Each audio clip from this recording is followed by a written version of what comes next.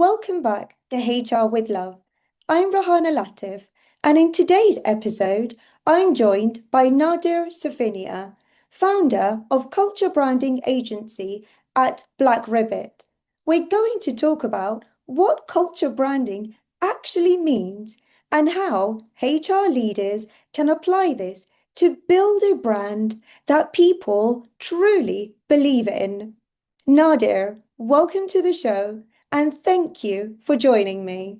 Thank you, Rihanna, for inviting me. It's a pleasure to be here. You call yourself the culture branding guy. What do you mean by culture branding? And how is this different from traditional branding? Traditional branding is very much focused on a single audience. So what that means is traditionally you have in an organization, you have your internal experiences, your employee experiences, and your external experiences, your customer experiences. And traditional branding separates the two. So more often than not, we're talking about customer branding. So creating experiences and value in the eyes of the customer, answering the question, why would anyone want to buy from us, or why should anyone buy from us? On the other hand, you also have what's called employer branding, which focuses on developing, creating experiences for the employee and answering, why should anyone work for us and how can we attract the right talent to help us fulfill our mission for our customers.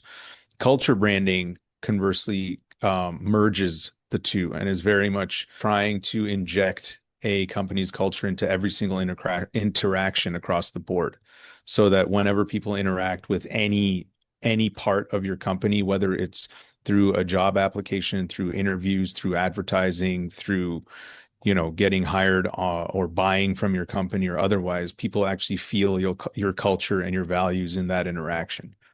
That's the big difference. It's in a nutshell, it merges your operations with your communications to ensure that every interaction is the same, whether you're a customer, an employee, a CEO, or a passerby. You're all telling the same story. What are the most common mistakes companies make when they try to define or roll out culture? The biggest mistake, honestly, Rihanna, is you know, humans in general, by definition, are, we want problems to be more complex.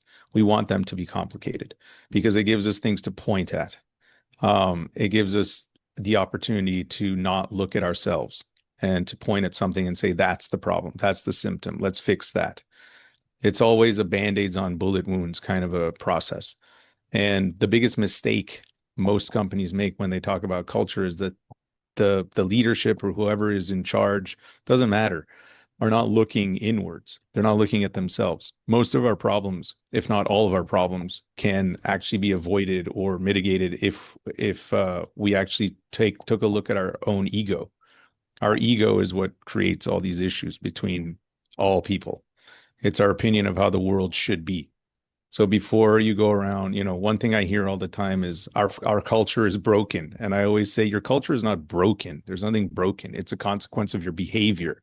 So that means your behavior is broken. You need to switch your behavior in order to switch your culture. Culture, in the simplest terms, is a lived belief system, and it's a consequence of behavior, just like brand, which is a gut feeling about something, which is also a consequence of behavior. So whenever people act a certain way, especially leadership, everyone below leadership is going to believe that that's the way we act around here, which ends up defining your culture. And it ends up eliciting a very specific response, which is your brand. So the biggest mistake that most companies make is that they want to fix surface level problems quickly by implementing things like employee engagement programs and retention programs when they don't even know the source of the problem in the first place, which is usually a behavior problem. And maybe it would be important to actually go on the ground floor and speak to the employees and ask them, what do they like about our culture? What can be improved? And actually gain hands-on real feedback as opposed to just throwing surveys out and looking at data. Yes, that's important to a certain extent, but the voices of our employees really matter. Yeah. Well said. I have nothing to add to that. That's exactly right. Can you share an example of a company that's doing culture branding well, especially from an employee's perspective? Yeah, I get asked that question a lot. It's very difficult to answer because the reason it's difficult to answer is because I'm hard pressed to find anyone that's doing it perfectly, because it just requires so much care and mindfulness at all levels. Before I name some examples, I'll tell you why. For example, the big miss that I talk about all the time, which is one of the highest touch points within an organization that is treated like basically just like another task that needs to be checked off, is a job description. When is the last time you read a job description that actually talks about how that job's going to impact a candidate's quality of life? You'd be hard pressed to find one. And the best, most, culturally popular companies on the planet don't do that. And what you on LinkedIn, you'll see, for example, this is one source. On LinkedIn, you'll see this job application or this job posting has had, I don't know, 725 applications or 330 applications. That's just people who have actually sent in applications. That doesn't count impressions. It doesn't count how many people actually read the job description. It doesn't count any of that. It could be in the thousands. It's one of the highest touch points a company will receive. Forget customers. And it's not treated through the lens of a human-centered experience. So to say, who's doing it perfectly is almost impossible to answer. On the other hand, those companies that are doing it well, you know, we'll just name some that are well known. Chick-fil-A here in the US is a fast food chain restaurant. They were actually their internal company culture and their processes were actually trained by the founder of the Ritz-Carlton. And so they put a lot of emphasis on their employee well-being and how their internal values actually translate to customer experiences. Another one is Patagonia. Patagonia is quite well known for that. Those are both B2C companies. B2B would be Salesforce. Salesforce is pretty well known for that. Customers and employees often share the same stories. The ultimate goal is that, Rihanna, is to ensure that all people interacting with this organization are telling the same story. If you can manage that all the time, or at least at, say, 90% of the time, you're way ahead of the curve and you are truly a human-centered culture brand.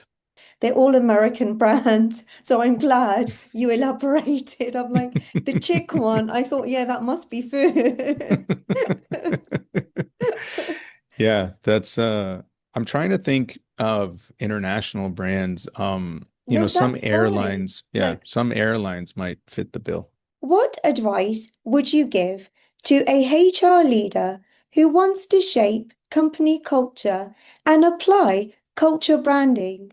Where should they start? As an HR professional or an executive, the the area that seems to be missing for HR executives, and which is a reason I work well with HR executives, is the brand component, for one. They often feel, um, let's call it, tethered too much to the internal side of things and lack visibility when it comes to the customer experience and how the brand of the company is portrayed outside of the company walls. So they feel a bit bound by that. And culture branding truly empowers them to really be the steward of the brand internally and externally by understanding the holistic implications of that. So a good place for an HR executive to start, again, is by simply asking the question of why an employee would want to work for this company in the first place, and then starting to dig into why customers buy from this company and why they would want to buy from them. And if there's and start identifying the breaks, the disconnects, and the patterns, um, and really advocating for themselves around the notion that if they understand how the outside world truly feels about this organization, then that will start impacting how they can be a more effective steward of the brand inside the organization. And Nader, for all our listeners, do you have any final thoughts? Yeah, it's the big question, the ultimate accountability question. Before you do anything, thinking about your own organization, if you want to build a company, if you want to build a team or otherwise, just look at yourself dead in the eyes in the mirror and ask yourself, would you work for you? Point at yourself and say, would you work for you?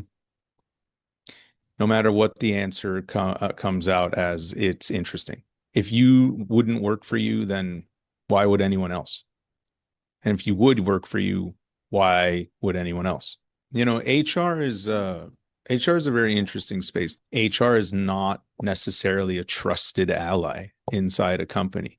You know, if you have a problem as an employee, um, it's scary going to HR. You don't know if you're going to get fired or if you're going to get reprimanded or what's going to happen. Even if they tell you, you can talk to them because of the reputation that HR carries. There's a fantastic organization called Disrupt HR that is filled with, it's a global organization. It's an event organization with many, many speakers who speak in this space. And you'll find many HR executives and professionals who are changing that narrative and disrupting the concept that HR is only there to serve the company and the organization itself and is not there as a protector of the employees as well. HR plays a very hard role if it's playing it correctly because it needs to protect both sides. So it has to come from a place of integrity, and that can be done objectively and seamlessly when you have a culture brand program in place because it's literally designed for that. Nader, thank you for such a thoughtful conversation. The key takeaway is that culture isn't something you write on a wall. It's what people actually experience. And companies have to align words, actions, and brand. Until next time, lots of love from London. Bye for now.